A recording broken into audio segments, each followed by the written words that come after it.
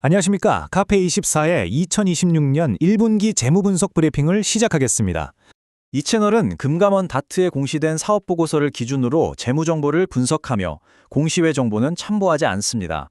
또한 재무제표는 기본적으로 연결재무제표를 기준으로 설명합니다. 오늘 브리핑은 기업 개요를 시작으로 핵심 재무 변화, 강점과 약점, 기회와 위험 요인을 살펴본 뒤 핵심 모니터링 포인트와 결론, 순으로 진행됩니다. 첫 번째, 기업 개요입니다.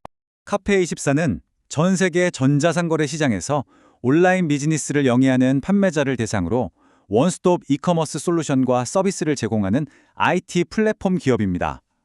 결제 솔루션을 비롯해 온라인 사업에 필요한 다양한 기능을 통합적으로 지원하고 있습니다. 두 번째, 핵심 재무 변화입니다. 2026년 1분기 영업수익은 755억 원으로 전년 동기 대비 6% 증가했습니다.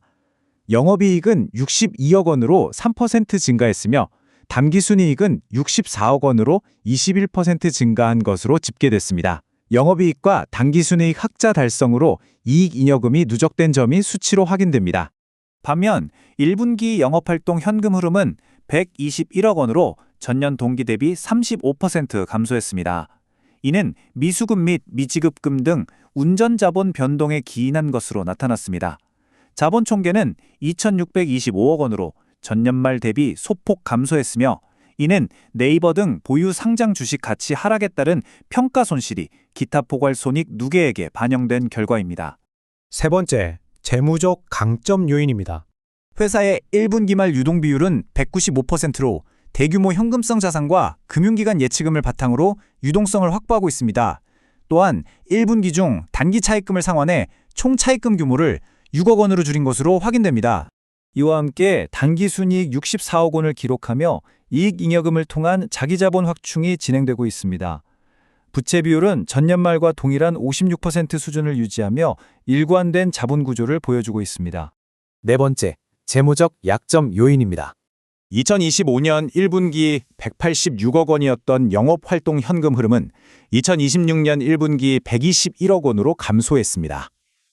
당기순이익 흑자 기록에도 불구하고 실제 현금 유입 규모는 주로 장부상 이익과 실제 현금 창출력 간의 차이가 발생한 것으로 파악됩니다. 더불어 네이버 등 보유 지분의 시장 가치 하락으로 공정가치 측정 금융자산 평가 손실이 발생해 자본 총계가 감소했습니다. 부채 항목에서는 미지급금 등 유동 기타 지급 채무가 826억 원 규모로 집계됐으며 패스트박스 및 해외 법인 등 일부 종속회사의 순손실이 연결 당기순이익의 차감 요인으로 작용하고 있습니다. 다섯 번째, 비즈니스 기회의 요인입니다. 사업 측면에서 카페24 스토어를 통한 앱 다운로드가 131만 건을 기록하며 플랫폼 생태계가 확장되는 추세입니다. 유튜브, 구글, 틱톡 등 글로벌 매체와의 파트너십 구축이 진행됐으며 대용량 언어 모델을 활용한 쇼핑몰 자동화 등 AI 기술 접목이 추진되고 있는 것으로 확인됩니다. 여섯 번째, 위험 요인입니다. 재무제표 주석에 따르면 거래처 이행지급 보증 149억 원과 자회사 차입금 지급 보증 22억 원 등의 우발 부채가 존재합니다. 환율 변동에 따른 외환차손 및 외화환산 손실 노출, 임차계약 관련 11억 원 규모의 복구 충당 부채, 그리고 계류 중인 소송 사건 등이 재무 변동 요인으로 파악됩니다. 일곱 번째, 핵심 모니터링 포인트입니다. 공시자료 분석을 바탕으로 산출한 주요 모니터링 포인트는 네 가지입니다. 첫째, 네이버 등 보유 상장 지분 가치 하락이 자본 총계 감소를 초래한 만큼 공정가치 측정 금융자산 평가 손익 변동을 주시해야 합니다. 둘째, 영업활동 현금 흐름이 121억 원으로 35% 감소한 것은 운전자본 악화가 원인으로 분석되므로 향후 현금 흐름 회복 여부가 확인 포인트입니다. 셋째, 149억 원 규모의 이행보증 등 약정액은 종속회사 등의 의무 불이행 우려에 기인하여 현금 유출로 이어질 가능성이 있으므로 특수관계자 지급보증 약정의 현황을 지속 확인해야 합니다. 넷째, 물류 및 해외법인의 실적 수치가 연결 당기순이익 감소 원인으로 작용하고 있어 종속기업 투자 분기순이익의 개선 여부를 관찰할 필요가 있습니다. 여덟 번째, 결론입니다. 종합하면 신사업 시너지로 플랫폼 거래액이 상승해 영업이익률이 개선되고 미수금 회수 등 운전자본 안정화로 영업활동 현금 흐름이 회복세를 보일 때 재무 지표는 개선될 것으로 나타났습니다.